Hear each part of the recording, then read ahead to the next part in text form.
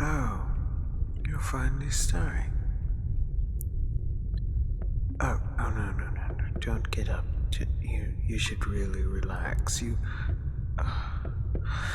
I'm not going to eat you. Please just sit back down.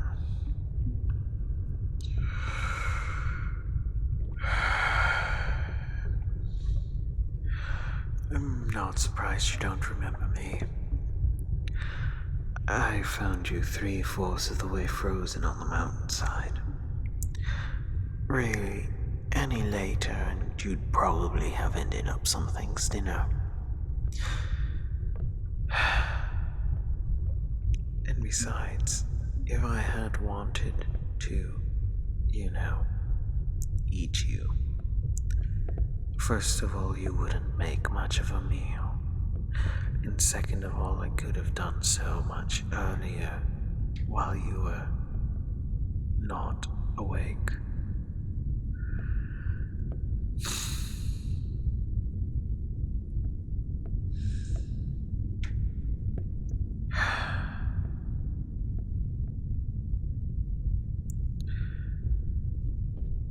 It's been a long time since I've seen someone like you.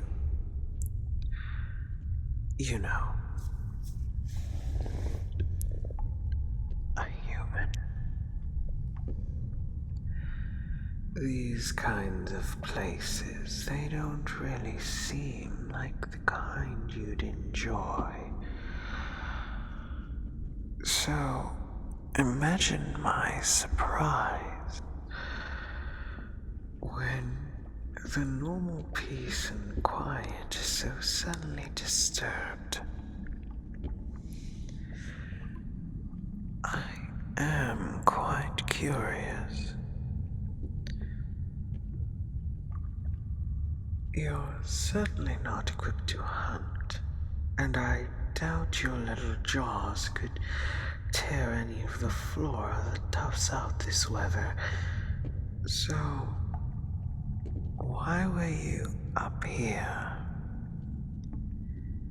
It's much too cold for you all alone.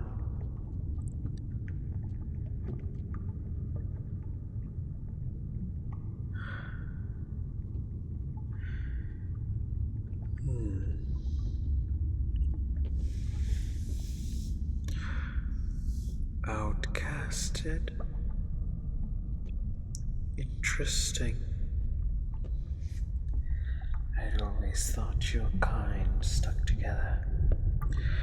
Teamwork and all that. It's very strange. But I suppose I've seen stranger.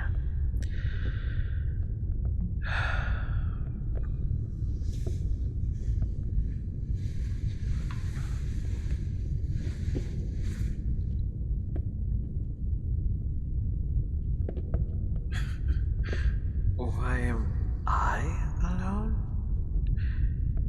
Well, I'm going to assume you don't know too much about dragons. We're quite large, as you can see. And yet sometimes our personalities can be larger still. We very, very much like our own personal space.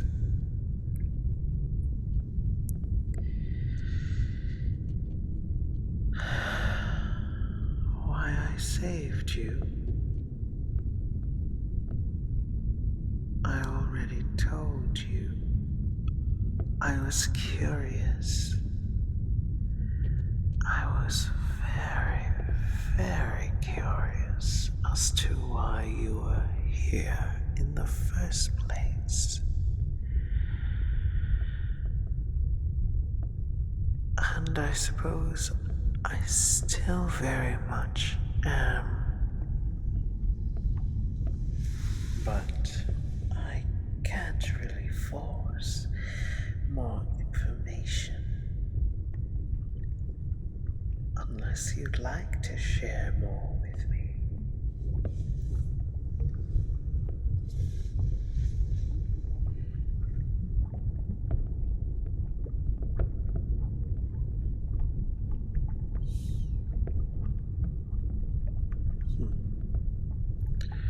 No, no, you can keep going. I don't mean to interrupt, it's just. Well, it was really over such a simple, petty thing. I don't understand. You'd think for such creatures with. Well, you humans have such tiny, tiny lifespans. I would think maybe you would want to put such trivial things aside. We dragons can hold grudges for years and years and years and years and years. And it's already quite exhausting. I can't imagine something so. I don't want to belittle what you've gone through, but it feels like your village is taking something so personally when really it doesn't matter at all.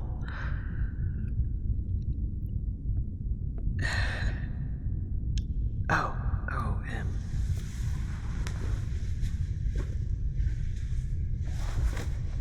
here. It's a blanket.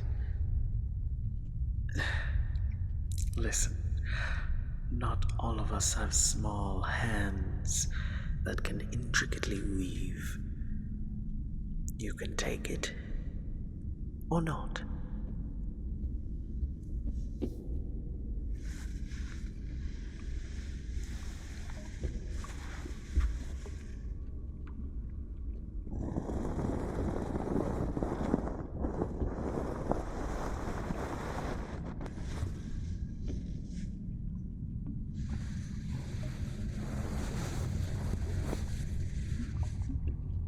Yes, that's what I thought.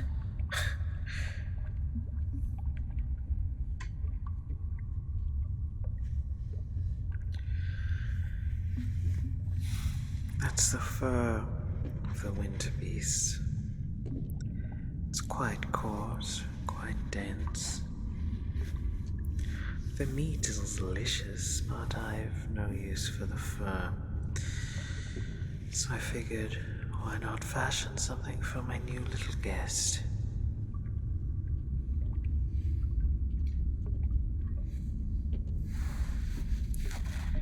I do hope you feel quite comfortable.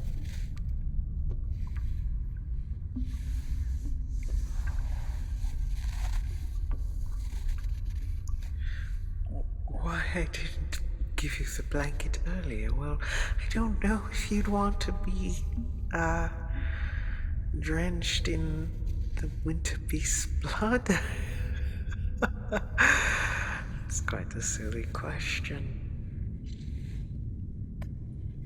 Quite a silly question.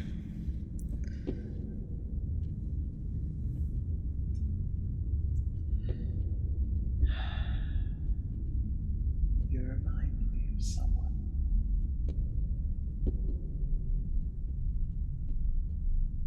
I've lived quite a long time. You're not the first human I've met, and I doubt you'll be the last. You tend to have quite the penchant for seeking me out.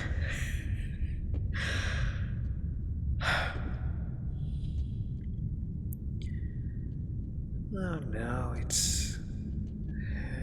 that isn't some subtle way of me saying that I've lured humans to my lair before. I genuinely mean it. I don't know what it is about you all, but you seem to like to talk to me.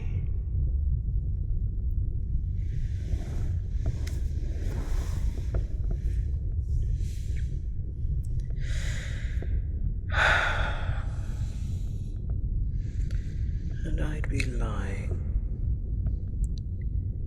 said that it wasn't interesting whenever I got to speak to one of you.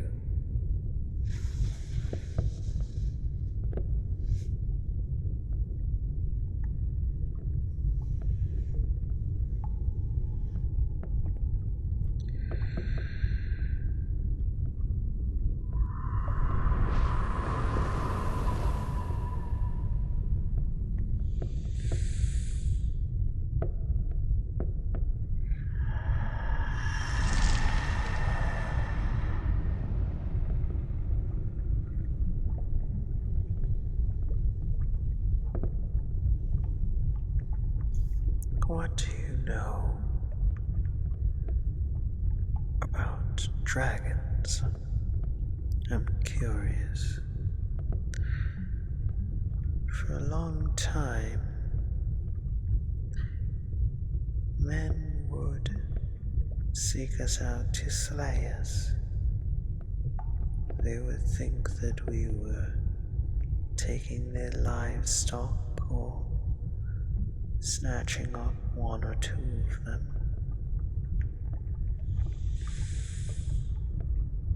Many of the people I met were after some task, either searching for an animal of theirs that had wandered off, or maybe they were on a hunt, so on. There were a few that were quite different, though. A batch of people who were they were quiet types, a subtle sense of nobility entirely visible through how they treated others. A very, very introspective lot.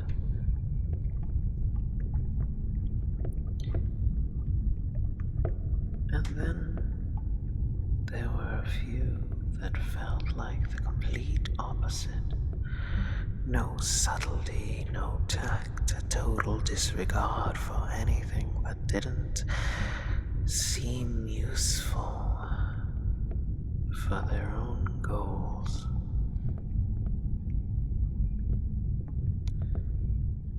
These last ones have stuck with me somewhat. I suppose the same way that maybe having a good meal that ends with a terrible aftertaste results in a memory of the aftertaste. Oh, I did not eat them, though. That might not have been the best example.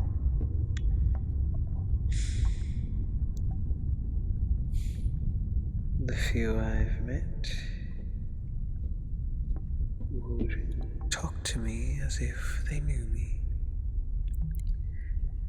would act as though they knew that I had stolen away a young maiden, or even a few cows, hens, whatever other little animals you keep, as though I'd have any desire for any of that at all.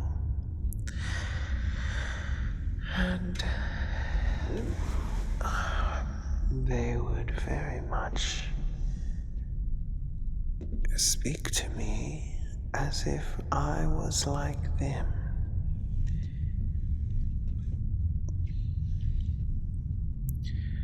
I can tell when someone is a little dishonest, maybe even very dishonest.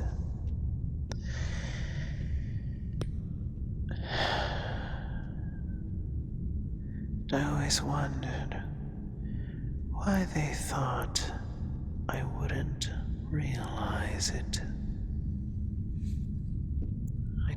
really understand, but I think sometimes you humans even fool yourselves. So what do you think? Do you think that I eat the cows that your own man has stolen? That I kidnap the innocent young maidens that someone from your own village, most likely, has buried somewhere?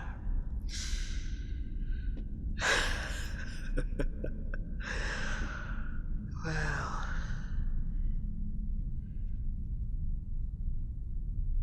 well,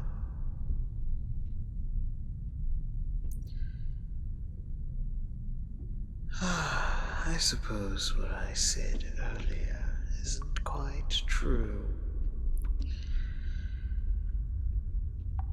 I do figure that humans stick together, but there are some who are unsavory.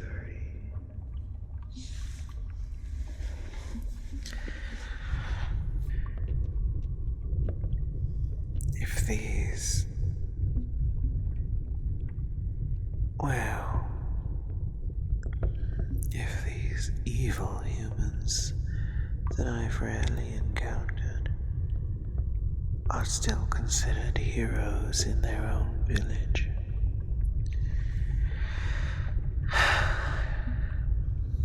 I simply assumed that your kind stuck together regardless of good or bad.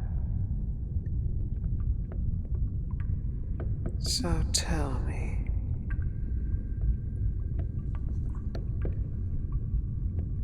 what exactly is it that you are trying to find in the snow that your fellow man failed to provide for you?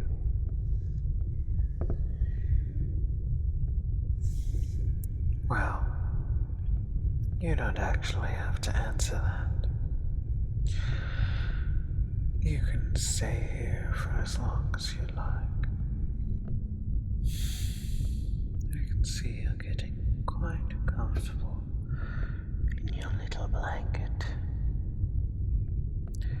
And I don't want to deny you your rest.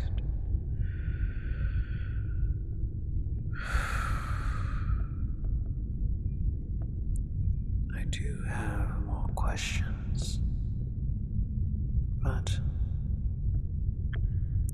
I have all the time